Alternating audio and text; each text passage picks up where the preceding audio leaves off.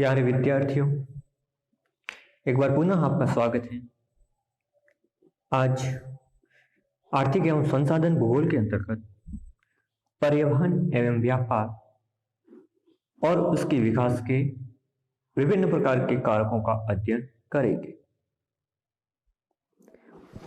जो आपके कोर्स में सम्मिलित है। परिवहन क्या है, परिवहन और व्यापार क्या है, इसको हम पहले देख लेते हैं कि आखिर परिवहन और व्यापार है क्या।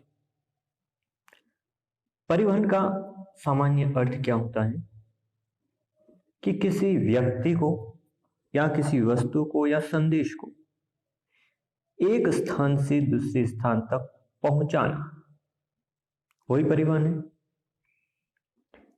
यानी व्यक्ति, वस्तु और संदेश को एक स्थान से दूसरे स्थान तक ले जाने की जो प्रक्रिया होती है, वो प्रक्रिया कहलाती है परिवहन।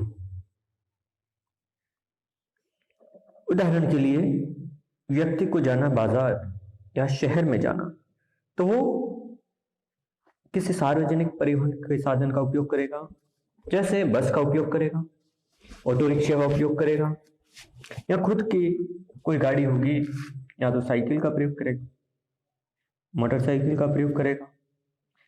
तो किसी न किसी वस्तु का वो उपयोग करेगा, यानी किसी न किसी परिवहन के साधन का उपयोग करेगा, तो वो कहलाएगा परिवहन, क्योंकि वो बाजार तक जाना है उसको। तो ये परिवहन का मुख्य कार्य है, व्यक्ति, वस्तु आदि को एक स्थान से दूसरे स्थान पर लाना, ले जाना, ये कहलाता है परिवहन। दूसरा है व्यापार। व्यापार क्या होता है? वस्तुओं का आदान प्रदान, यानी वस्तु को, जो आपके पास वस्तु अधिक है उसको यहाँ तो बाजार में बेच दोगे, और जो जिस वस्तु की कमी है वो बाजार से आप खरीद के लाओ। यही तो व्यापार है, इसी को व्यापार कहा जाता है। यानी वस्तुओं और सेवाओं का आदान प्रदान करना व्यापार कहलाता है, जो कि परिवहन और व्यापार आपस में जुड़े हुए हैं, क्योंकि व्यापार वहीं पर होगा जहां परिवहन के साधनों की सुविधा उपलब्ध है, क्योंकि वस्तुओं को आपको लाना है एक क्षेत्र से दूसरे क्षेत्र में। तो आप ऐसी स्थिति में परिवहन के साधनों का प्रयोग निश्चित रूप से करेंगे। तो एक दूसरे के पूरक हैं, क्योंकि बिना परिवहन के व्यापार संभव नहीं है, और बिना व्यापार के परिवहन का कोई अर्थ नहीं रह जाता। तो इस तरह देखा जाए तो परिवहन और व्यापार का वर्तमान समय में बहुत अधिक महत्व है, क्योंकि ये परिवहन और व्यापार किसी भी देश के आर्थिक तंत्र का मुख्य आधार होते हैं। तो किसी भी देश का जो आर्थिक विकास होगा वो परिवहन और व्यापार पर बहुत कुछ निर्भर करता है, क्योंकि परिवहन के साधन जितने आधुनिक होंगे, व्यापार की गति भी उतनी ही तीव्र गति से बढ़ेगी। तो इस तरह देखा जाए तो परिवहन व्यापार किसी भी देश के लिए आर्थिक विकास के लिए बहुत ही महत्वपूर्ण है। आगे देखते हैं हम कि परिवहन और व्यापार के विकास को कौन से कारक प्रभावित करते हैं, क्योंकि विभिन्न प्रकार के कारक हैं जो परिवहन और व्यापार के विकास को प्रभावित करते हैं। मुख्य रूप से देखा जाए तो ये विभिन्न प्रकार के कारक हैं। भौतिक कारक है, आर्थिक कारक है, सामाजिक कारक है, राजनीतिक कारक है, सांस्कृतिक कारक है। ये सब कारक हैं जो परिवहन और व्यापार के विकास को कहीं ना कहीं प्रभावित करते हैं। आपके कोर्स में केवल भौतिक कारक हैं जिसको आपको अच्छी तरह से अध्ययन करना है। बाकी कारकों को भी आपको समझना है कि किस प्रकार परिवहन और व्यापार के विकास को ये कारक प्रभावित करते हैं। एक एक करके इनका अध्ययन करते हैं हम। पहला कारक है हमारा भौतिक कारक। भौतिक कारक कौन से होते हैं? भौतिक कारक ये होंगे जिसमें प्राकृतिक दशा सम्मिलित होती, जिसके अंतर्गत हम कह सकते हैं धरातलीय दशाएं, यानी धरातल का स्वरूप कैसा है, अथवा कह सकते उच्चावच। उच्चावच के अंदर पर्वत, पठार, मैदान, क्योंकि उच्चावच है वो किसी भी क्षेत्र के परिवहन और व्यापार को निश्चित रूप से प्रभावित करता है। अगर कोई क्षेत्र समतल है, मैदानी क्षेत्र है, तो वहां पर आप आसानी से व्यापार कर सकते हैं, वस्तु को आदान प्रदान कर सकते हैं, क्योंकि वहां पे आसानी से सड़कों का निर्माण हो सकता है, रेल मार्गों का निर्माण हो सकता है, वायु परिवहन का विकास वहां पे आसानी से हो सकता है। तो किसी भी क्षेत्र का उच्चावच है वो निश्चित रूप से परिवहन और व्यापार को प्रभावित करता है, उसके विकास को प्रभावित करता है। विश्व के अंदर देखा जाए तो विश्व में सर्वाधिक परिवहन का विकास और व्यापार का विकास मैदानी क्षेत्रों में हुआ, क्योंकि यहां पर आसानी से सड़कों का निर्माण किया जा सकता है, रेल मार्गों का निर्माण किया जा सकता है और व्यापार भी आसानी से किया जा सकता है। सिंधु गंगा का मैदान है, या यूरोप का मैदान है, यांगटे सिक्यांग का मैदान है, नील नदी का मैदान है, या मिसिसिपी मिसूरी है जो मिसिसिपी का मैदान, तो वहां पर परिवहन और व्यापार का अधिक विकास हुआ। कारण क्या होता है कि वहां पर इन मैदानी क्षेत्रों में जनसंख्या का घनत्व भी अधिक पाता है। तो ऐसी स्थिति में निश्चित रूप से परिवहन और व्यापार का विकास अधिक होता है। पठारी प्रदेश में भी परिवहन व्यापार होता है, लेकिन मैदानी क्षेत्रों की अपेक्षा कम विकास हुआ। उसी प्रकार पर्वतीय क्षेत्रों में परिवहन और व्यापार का बहुत सीमित उपयोग हुआ है, क्योंकि वहां पर सड़कों का निर्माण करना परिवहन के रूप में या व्यापार करना बहुत कठिन का, तो वहां परिवहन व्यापार का कम विकास अपेक्षाकृत मैदानी और पठारी क्षेत्रों की। तो इस तरह देखा जाए तो किसी भी क्षेत्र का उच्चावच वहां के परिवहन और व्यापार को प्रभावित करता है। इसके अलावा भौगोलिक कारकों के अंदर देखा जाए तो वहां की जलवायु निश्चित रूप से प्रभावित करती, क्योंकि जहां पे अधिक वर्षा होती है ऐसे भूभाग में क्या होगा, भूमि दलदली हो जाती, तो वहां पे रेल मार्गों का निर्माण करना बहुत कठिन समस्या। जहां पे अधिकतर बाढ़ें आती है वहां रेल की पटरियां उखड़ जाती है या पुल बनाए जाते हैं वो टूट जाते हैं, तो इस तरह समस्याएं आती हैं। तो अत्यधिक बाढ़ वाले क्षेत्रों में भी परिवहन व्यापार एक कठिन कार्य है। जहां पे तापमान अधिक है, जहां पर विभिन्न प्रकार की मौसमी दशाएं भिन्न भिन्न प्रकार की हैं, तो ऐसी स्थिति में भी परिवहन और व्यापार का कार्य कठिन होता। तो इस तरह एक जलवायु भी परिवहन और व्यापार को प्रभावित करती है। इसके अलावा मिट्टी की संरचना कैसी है, संगठन कैसा है, वहां की चट्टानें कैसी हैं, आदि भी प्रभावित करते हैं परिवहन और व्यापार को।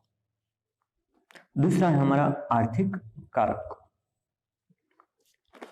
परिवहन और व्यापार के विकास में आर्थिक कारकों का भी महत्वपूर्ण योगदान है, क्योंकि किसी भी क्षेत्र में परिवहन व्यापार का स्वरूप वहां की कृषि व्यवस्थाएं और आर्थिक क्रियाओं पर निर्भर करता है। आर्थिक समृद्धि के परिणाम स्वरूप कृषि, उद्योग, व्यापार आदि का विकास होता है और इसका प्रभाव कहीं न कहीं निश्चित रूप से परिवहन पर पड़ता है।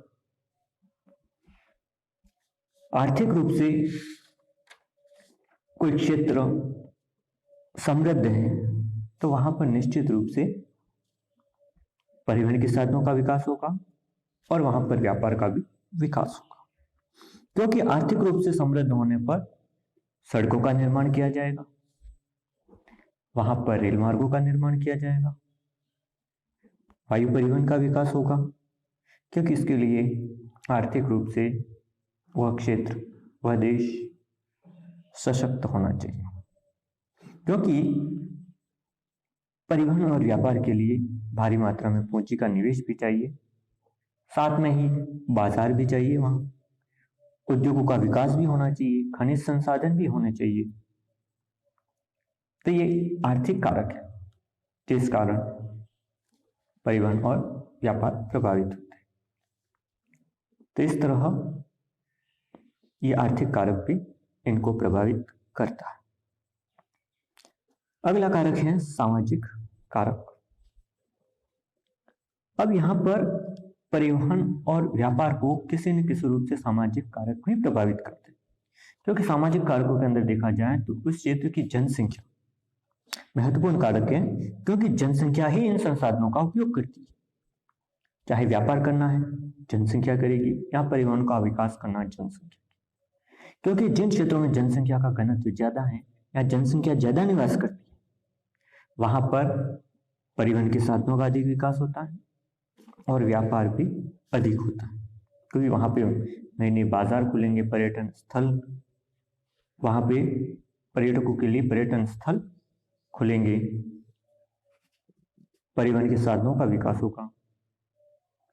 तो इस तरह वहां जनसंख्या का प्रभाव निश्चित रूप से परिवहन और व्यापार पर पड़ता है। इसी तरह देखा जाए तो सामाजिक संगठन कैसा है, वहां का जीवन स्तर कैसा है, सामाजिक सुरक्षा कैसी है, इन कारकों का भी प्रभाव परिवहन और व्यापार पर निश्चित रूप से पड़ता है। अगला कारक है हमारा राजनीतिक कारक। राजनीतिक कारक का भी निश्चित रूप से परिवहन और व्यापार पर प्रभाव पड़ता है, क्योंकि परिवहन और व्यापार पर विभिन्न प्रकार के राष्ट्रों की राजनीतिक नीतियां अलग अलग होती है, क्योंकि वहां की सरकारें होती है, वो परिवहन और व्यापार के विकास के लिए नीतियां बनाती है, पॉलिसी बनाती है। तत्पश्चात ही वहां पर परिवहन और व्यापार का विकास होता है, क्योंकि जब तक परिवहन का विकास नहीं होगा तो व्यापार नहीं किया जा सकता। तो ऐसी स्थिति में वहां की सड़कें या रेल मार्ग का अच्छी तरह से विकास होना चाहिए, क्योंकि सरकारें होंगी वो अपनी सरकारी नीतियों के माध्यम से विभिन्न प्रकार के परिवहन मार्गों को बनाने के लिए पर्याप्त मात्रा में पूंजी का विनिवेश करेगी, तभी वहां पर परिवहन का विकास हो सकता है, तभी व्यापार का भी विकास हो सकता है। तो इस तरह की राजनीतिक नीतियां भी परिवहन और व्यापार को निश्चित रूप से प्रभावित करती है।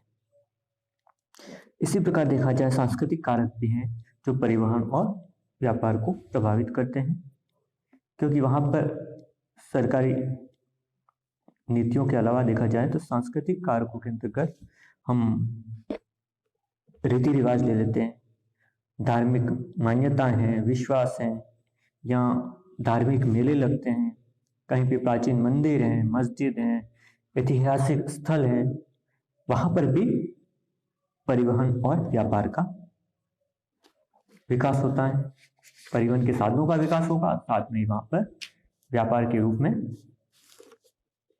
विभिन्न प्रकार की वस्तुओं को, सांस्कृतिक रूप से समृद्ध है उन वस्तुओं को वहां पर बेचा जाएगा, क्योंकि बड़े बड़े धार्मिक स्थल हैं, वहां पे विभिन्न प्रकार के साधनों का विकास होता है। संसाधन चाहे स्थल है, जल है या वायु परिवहन, क्योंकि ये एक प्रकार का पर्यटक स्थल हो गया। तो इस तरह देखा जाए, जैसे भारत में हरिद्वार है, वैष्णो देवी है, या ऋषिकेश है, रामेश्वर है, तो ये एक प्रकार के धार्मिक स्थल है। विश्व के अंदर देखा जाए जेरूशलम है, मक्का मदीना है, तो ये धार्मिक स्थल है जहां पे निश्चित रूप से परिवहन का विकास होता है। तो इस तरह देखा जाए तो ये कुछ कारक थे जो परिवहन और व्यापार को, उनके विकास को प्रभावित करते हैं। आपके कोर्स में फिलहाल भौतिक कारक ही है, लेकिन इन कारकों का भी आपको अध्ययन करना आवश्यक है। Thank you.